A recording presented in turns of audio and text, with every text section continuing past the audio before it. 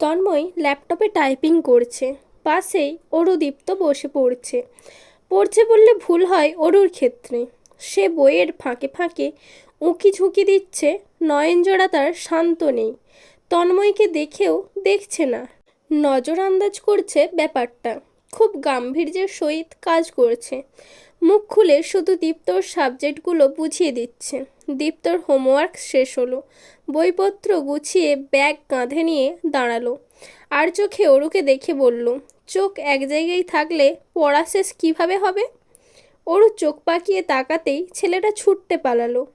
তন্ময় এবারও অগ্রাহ্যভাবে রয়েছে। বিষয়টা আসলে অগ্রাহ্য সে মোটেও করছে না। সবই খেয়াল করছে, দেখছে, না চাইতেই চোখ চলে যাচ্ছে। এই যে ওরও কানের পেছনে চুল গুঁজে আদুরে চোখে তাকাচ্ছে। ছটপটিয়ে উঠছে, বসছে। কিছু একটা বলবে হয়তো। তন্ময় বুঝেও জিজ্ঞাসা করছে না আজ। অজ্ঞত ওরও কিছুক্ষণ অপেক্ষা করে মুখ খুলল। তন্ময় ভাই? আপনি সাইমা আপুকে চেনেন? না। চেনেন না? ওই যে পাশের বিল্ডিংয়ের আপুটা। তন্ময় মাথা ঘুরিয়ে স্বাভাবিক চোখে তাকায়। অরু আমতা আমতা করে বলল, ওই আপুটাকে আপনার কেমন লাগে? মুখশ্রী স্বাভাবিক রাখা কিছুটা কষ্টের হয়ে পড়ল তন্ময়ের জন্য। সে ভুরু উঁচিয়ে প্রশ্ন করে, কি বলতে চাচ্ছিস? পয়েন্ট কি? ওরও মুখ গোমড়া করে। আপুটা ভালো না, কেমন যেন আপনার দিকে বাজে চোখে তাকায়। দেখলেন না বিকেলে কেমন করছিল? আর আজ তো আমায় ডেকে বলে আপনার নাম্বার দিতে। কত বড় সাহস!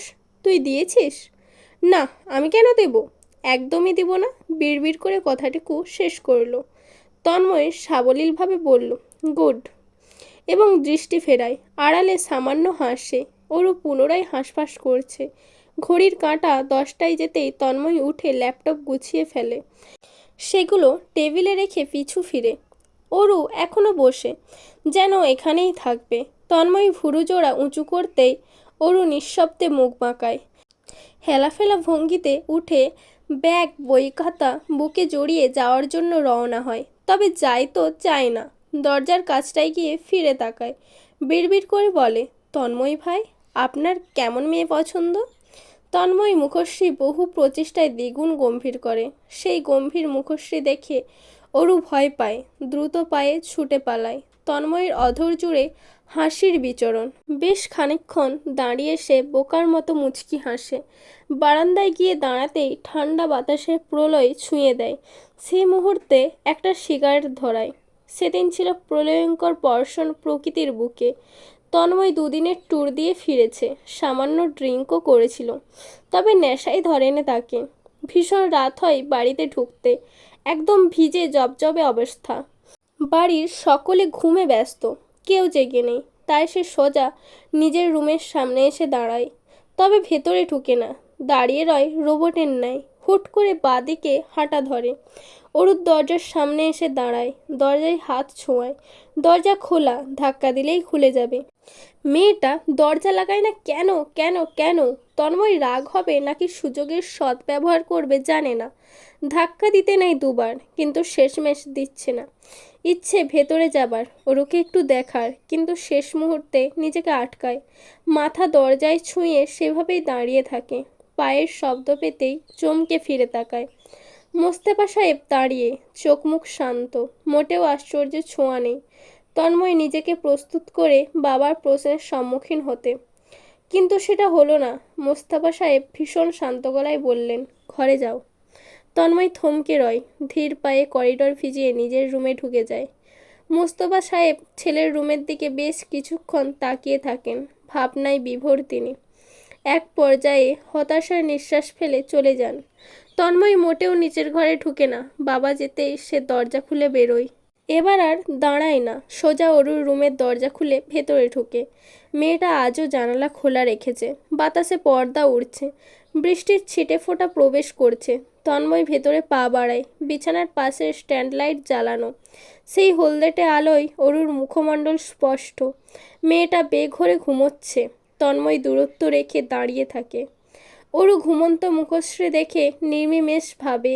হঠাৎ চোখ যায় পাশে। মুহূর্তে তন্ময়ের ভাবভঙ্গি পরিবর্তন হয়। হাত বাড়ায়। অরুর হাতে একটি সাদা শার্ট, তন্ময়ের শার্ট। শার্ট ধরে পাথরের ন্যায় দাঁড়িয়ে থাকে নির্বিকার ভঙ্গিতে। অনুভব করে শরীরের সর্বাঙ্গ জ্বলছে, অদ্ভুত উত্তেজনায় থরথর করে কাঁপছে বুক। অরুর দিক দ্বিতীয়বার তাকানোর সাহস দেখায় না। শার্টটা বিছানায় রেখে দ্রুত পায়ে বেরিয়ে যায়। যাওয়ার পূর্বে দরজা ভালোভাবে লাগিয়ে দেয়। তন্ময় অবশ্যই গম্ভীর স্বভাবের, কথাবার্তা কম বলে, তবে কখনো তার বন্ধুদের অযথা না বলতে পারে না। তার মুখ থেকে সর্বত্র বেরোয় হ্যাঁ ঠিক আছে, যেভাবে ভালো হয়, কিংবা আচ্ছা যেভাবে তোরা চাস। শুধু একটা বিষয়ে তার মুখে না শোনা যায়, সেটা অরুর বিষয়। মাহিন যখন মুখশ্রীতে আদুরে ভাব এনে বলে, তন্ময় প্লিজ একদিন অরুকে আন, মেয়েটার সাথে পরিচয় করিয়ে দে। তন্ময়ের মস্তিষ্ক কাজ করার পূর্বে মুখ কাজ করে।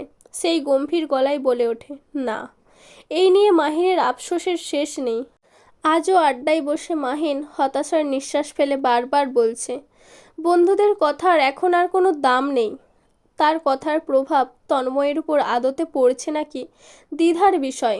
তন্ময় অন্যমনস্ক রূপে বসে এসেছে অবধি এমন হয়ে আছে, বেশ গম্ভীর এবং অন্যমনস্ক। বিষয়টা ধরল রিহান। ড্রিঙ্কের গ্লাস টেবিলে রেখে উঠে দাঁড়ায়। তন্ময়ের পেছনে দাঁড়িয়ে তার কাঁধে হাত রাখে। প্রশ্ন করে রয়েস হয়ে, কি হয়েছে? ওরু বুঝি বেশি পেন দেয়?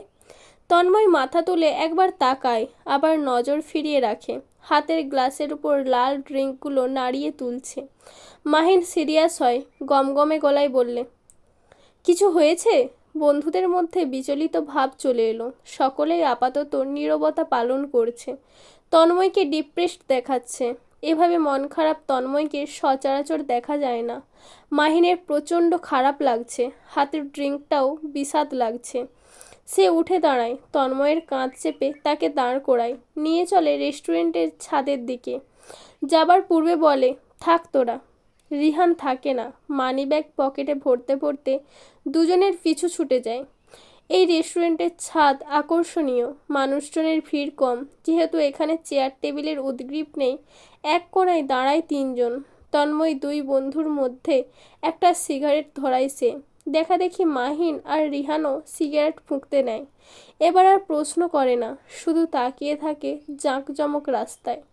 তন্ময় একসময় নিজেই মুখ খুলে, আমি কি অধৈর্য হয়ে গেলাম? রিহান ক্ষীণ স্বরে বলে, আমার দেখা সবথেকে ধৈর্যবান মানুষ তুই।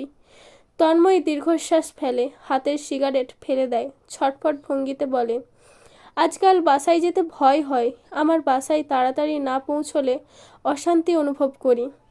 নিজেকে ভীষণভাবে অপদার্থ মনে হচ্ছে। হঠাৎ কী কারণে এমন হচ্ছে? তন্ময় কপালে আঙুল ঘষে। অরু আমায় পছন্দ করা শুরু করেছে, অ্যাজ এ লাভার।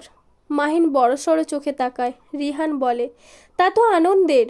আর তোর মতো ছেলের ওপর ফল করা সাধারণ বিষয়।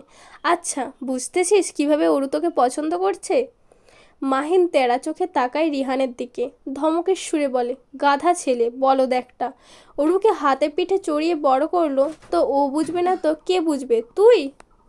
আচমকা তন্ময় হেসে ওঠে, হাস্যোজ্জ্বল হাসি।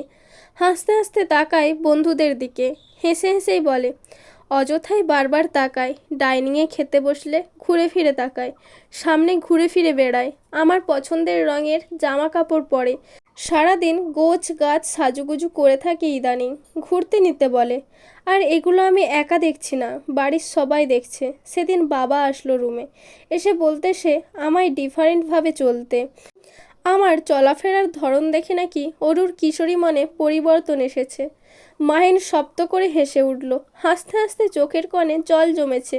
তন্ময় দীর্ঘ নিঃশ্বাস ফেলে, অদূরে তাকিয়ে বলে, নিজেকে নিয়ন্ত্রণে রাখা কঠিন হয়ে পড়েছে, জেনে যে অরুও আমায় পছন্দ করে, ভিন্ন চোখে দেখে। আমি যেসব করিনি ইদানিং তাই করছি।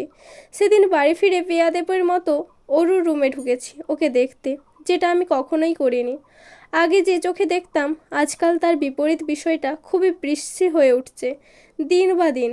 রিহান সিরিয়াস গলায় বলে, দোস্ত, আঙ্কেলকে জানিয়ে দে, বলে দে তুই অরুকে চাস, অ্যাজ এ লাইফ পার্টনার। তোদের এঙ্গেজমেন্ট করিয়ে দেবে, অরু অনার্সে পড়াকালীন না হয় বিয়ে দিবে। আমার বিশ্বাস অরুর বাবা মা কোনো মতে অমত করবেন না। তুই বেস্ট অরুর জন্য। তন্ময় চুপ রইল, জবাব দিল না। সমস্যা তো মোস্তফা সাহেব। তিনি সব কিছুই জানেন, তন্ময়ের অনুভূতি বুঝেন। তার বাবার থেকে তন্ময়কে কে ভালো বুঝে? মানুষটা আগে থেকেই জানে এবং জেনে শুনে বিষয়টা অ্যাভয়েড করতে চাচ্ছেন। তন্ময় সেই বিষয়ে ভালোভাবেই অবগত।